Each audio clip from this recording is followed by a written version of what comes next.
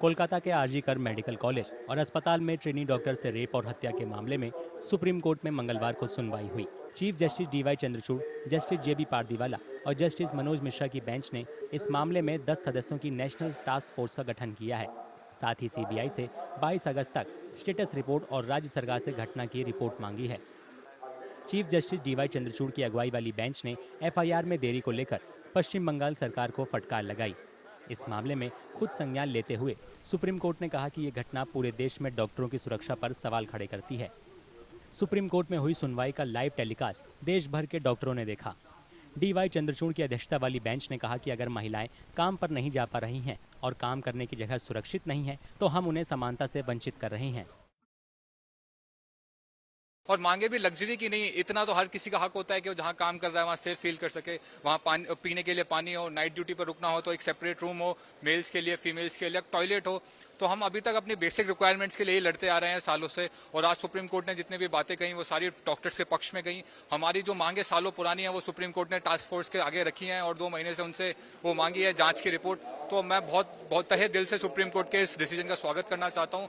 CJI is addressing all our issues, basically separate duty rooms, separate washrooms for everyone, and he's also addressing the violence which happened on Independence Day. So that is actually very good. So we are expecting positive judgment from him. Bench में शामिल justice JB Pardiwala और मनोज मिश्रा ने RG कर अस्पताल के अधिकारियों के देरी से कार्रवाई करने पर सवाल उठाए। उन्होंने कहा कि ऐसा लगता है कि अपराध का पता सुबह ही लग गया था, लेकिन मेडिकल कॉलेज के प्रिंसिपल ने इसे आत्महत्या का रूप देने की कोशिश की। सुप्रीम कोर्ट ने कोलकाता पुलिस को भी फटकार लगाई।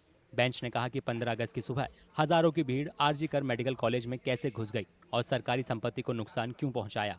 कोर्ट ने आरजी कर अस्पताल की सुरक्षा का जिम्मा CISF को सौंप दिया है। इस मामले की अगली सुनवाई 22 अगस्त को होगी।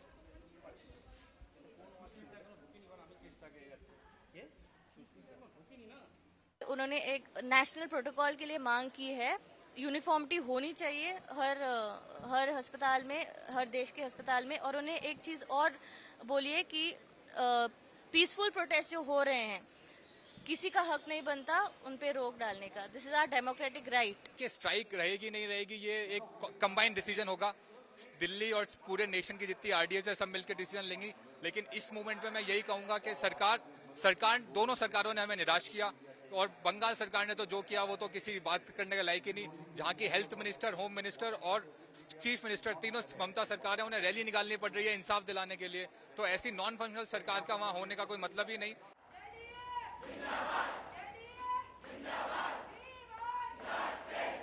कोलकाता में महिला डॉक्टर के साथ दरिंदगी के खिलाफ देश भर में डॉक्टर पिछले 2 हफ्ते से प्रदर्शन कर रहे हैं। प्रोटेस्ट की वजह से मरीजों को काफी दिक्कत हो रही है। प्रदर्शनकारी डॉक्टर CBI से दोषियों की गिरफ्तारी और कोर्ट से उन्हें सख्त से सख्त सजा मिलने की मांग कर रहे हैं। वे सरकार से भी भरोसा चाहते हैं कि भविष्य में ऐसी कोई घटना ना हो। कोलकाता के आरजी कर मेडिकल कॉलेज और अस्पताल के सेमिनार हॉल में 9 अगस्त को पोस्ट ग्रेजुएट ट्रेनी डॉक्टर का शव मिला था।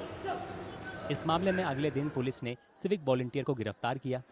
बाद में 13 अगस्त को मामला कोलकाता हाईकोर्ट पहुंचा, जिसके बाद केस 14 अगस्त को CBI को सौंप दिया गया।